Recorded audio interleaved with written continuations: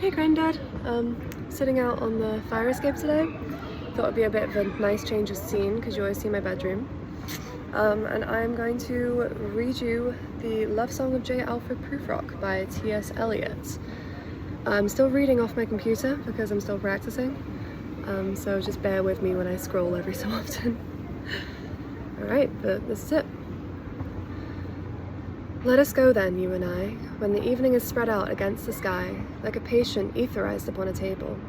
Let us go through certain half-deserted streets, the muttering retreats of restless nights and one-night cheap hotels, and sawdust restaurants with oyster shells.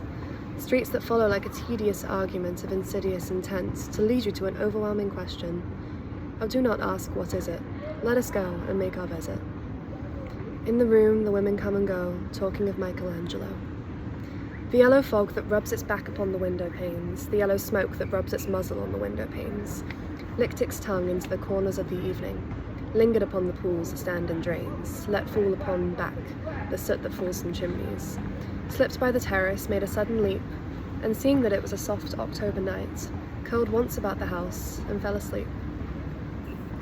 And indeed there will be time for the yellow smoke that slides along the street, rubbing its back on the window panes. There will be time to prepare a face to meet the faces that you meet. There will be time to murder and create, and time for all the works and days of hands that lift and drop a question on your plate. Time for you and time for me, and time yet for 100 indecisions, and for 100 visions and revisions before the taking of a toast and tea. In the room, the women come and go, talking of Michelangelo. And indeed there will be time to wonder, do I dare, and do I dare? Time to turn back and descend the stair. With a bald spot in the middle of my hair, they will say, how his hair is growing thin. My morning coat, my collar mounting firmly to the chin, my necktie rich and modest, but asserted by a simple pin. They will say, but how his arms and legs are thin. Do I dare disturb the universe? In a minute there is time for decisions and revisions which a minute will reverse.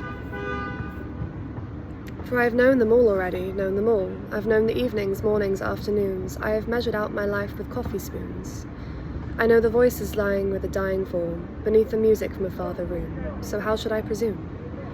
And I have known the eyes already, known them all, the eyes that fix you in a formulated phrase, and when I am formulated, sprawling on a pin, when I am pinned and wriggling on the wall, then how should I begin to spit out the butt ends of my days and ways? And how should I presume? And I have known the arms already, known them all, arms that are braceleted and white and bare, but in the lamplight down with light brown hair. Is it perfume from a dress that makes me so digress? Arms that lie along a table or wrap around a shawl. And should I then presume? And how should I begin? Shall I say, I have gone at dusk through narrow streets and watched the smoke that rises from the pipes of lonely men in shirt sleeves leaning out of windows. I should have been a pair of ragged claws scuttling across the floors of silent seas.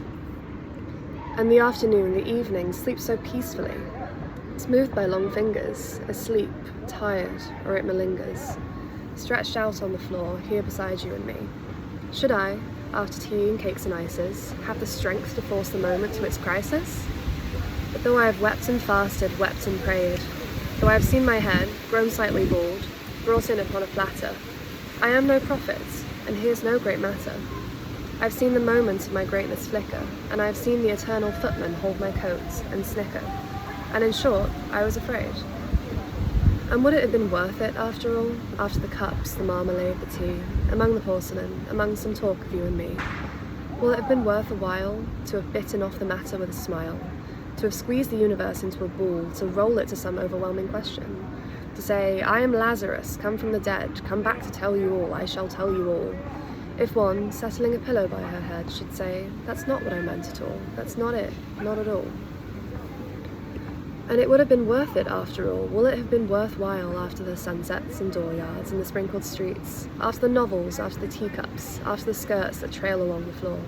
And this, and so much more, it is impossible to say just what I mean.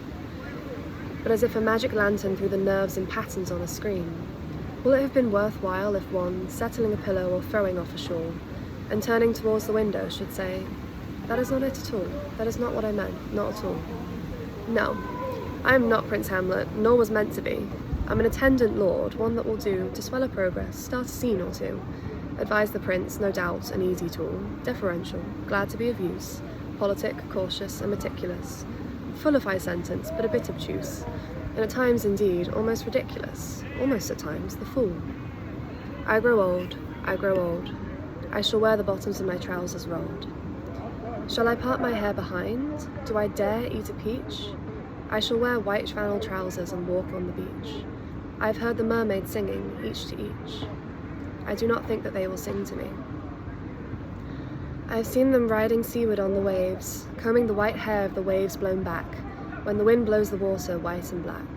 We have lingered in the chambers of the sea, by seagulls wreathed with seaweed red and brown, till human voices wake us and we drown.